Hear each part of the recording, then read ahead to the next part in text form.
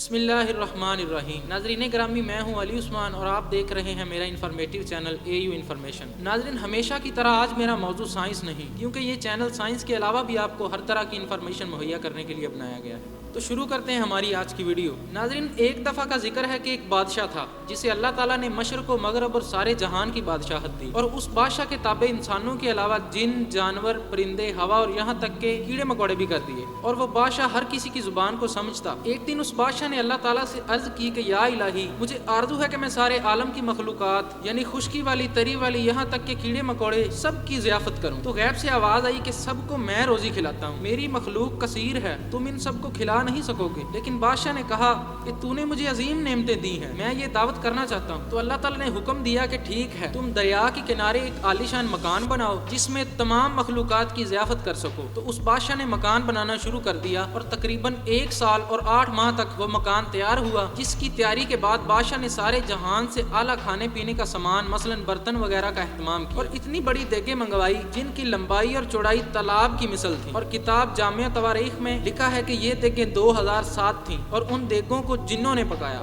ناظرین، اس بادشاہ نے 22,000 گائیں ذبح کی اور سوچا کہ اب یہ کھانا تمام مخلوقات کے لیے کافی ہے۔ آخرکار تمام جنوں، انس اور باقی تمام مخلوقات کو اس وسیع مکان میں بٹھا دیا گیا، اور بادشاہ خود دریا کے کنارے اپنے تخت پر جا کر بیٹھ گیا تاکہ ساری مخلوق کو کھاتا دیکھ سکے۔ ناظرین، اتنے میں دریا کے کنارے سے ایک مچھلی نمودار ہوئی اور اس بادشاہ سے کہنے لگی کہ میں بھی آپ کی دعوت میں آئی ہوں اور بہت بھوکی ہوں، مجھے پہلے کھانا کھلا دیجیے۔ اس بادشاہ نے کہا کہ ابھی ذرا صبر کرو، سبھی کو آ لینے دو، پھر جتنا چاہو کھا لینا۔ لیکن مچھلی نے کہا میں اتنی دیر نہیں رک سکوں گی، آپ مجھے کھانا کھلا دیجیے۔ بادشاہ نے کہا اگر تم ٹھہر نہیں سکو گی تو ٹھیک ہے، تم کھانا کھا لو اور جتنا دل کرے کھا کر چلی جاؤ۔ ناظرین، یہ سنتے ہی مچھلی باہر آئی اور سارا کھانا اپنے ایک ہی لقمے میں کھا گئی اور مزید مانگنے لگی۔ اس بادشاہ نے کہا کہ یہ کھانا تو میں نے ساری مخلوق کے لیے بنوایا تھا، تو ایک ہی لقمے میں کھا کر اور بھی مانگ رہی ہے۔ تو مچھلی نے کہا میں روز 3 لقمے کھاتی ہوں، اس حساب سے میرا یہ 1 لقمہ ہوا، اور ابھی میں بھوکی ہوں، اور آپ میری صحیح طرح سے مہمان نوازی نہیں کر پائے۔ ناظرین، مچھلی نے مزید بادشاہ سے کہا کہ اگر آپ باقیوں کو بھی کھانا نہ کھلا سکو گے